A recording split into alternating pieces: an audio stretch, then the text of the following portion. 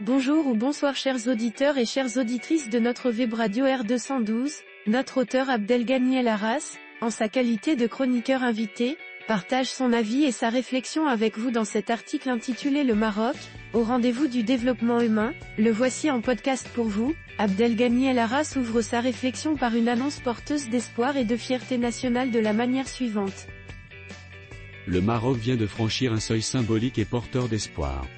Pour la première fois, notre pays entre dans le cercle des nations à développement humain élevé, selon le rapport 2025 du Programme des Nations Unies pour le développement. Ce n'est pas un simple chiffre, c'est une reconnaissance internationale d'une dynamique nationale, d'un effort collectif, d'une vision de long terme portée avec constance. Le chroniqueur invité enchaîne avec une analyse des dimensions concrètes qui composent cette avancée ainsi.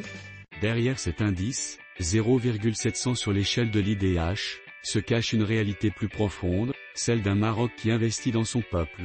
Santé, éducation, niveau de vie, autant de domaines dans lesquels les progrès sont mesurables.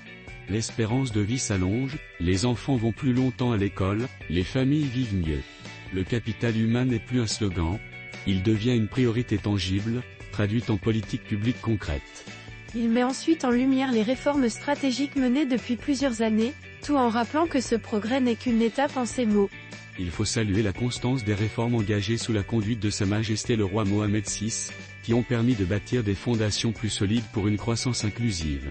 Mais cet accomplissement n'est pas une fin en soi. C'est un jalon, une étape, une invitation à aller plus loin. Dans la suite de son propos, Abdelghany El Arras insiste sur les chantiers encore ouverts, notamment en matière d'égalité de genre de cette manière. Car les défis sont encore nombreux. L'égalité entre les femmes et les hommes, bien que sur une trajectoire positive, reste inachevée.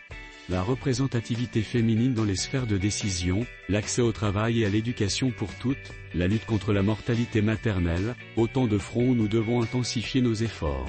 Il poursuit sa réflexion en s'appuyant sur les données du rapport, révélant à la fois un progrès notable et une nécessité de vigilance ainsi. Le rapport souligne également que le Maroc affiche un taux de pauvreté multidimensionnel parmi les plus faibles. C'est un acquis précieux, mais fragile. Il nous oblige à rester vigilants, à continuer d'agir au plus près des réalités sociales, et à ne laisser personne de côté.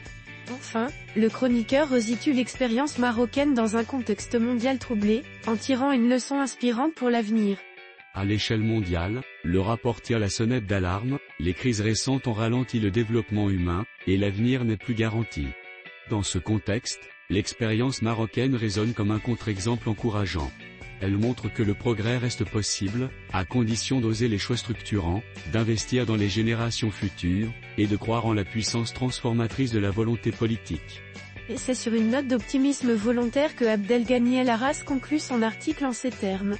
Oui, le Maroc avance. Mais plus encore, il se donne les moyens de choisir son avenir. Chers auditeurs de la web radio R212, merci d'avoir été à l'écoute de ce podcast, et de partager avec nous ce moment d'échange et de découverte. Votre présence et votre fidélité sont notre plus belle récompense. On se dit à très bientôt, si vous le voulez bien. Avec toute notre gratitude, l'équipe de R212,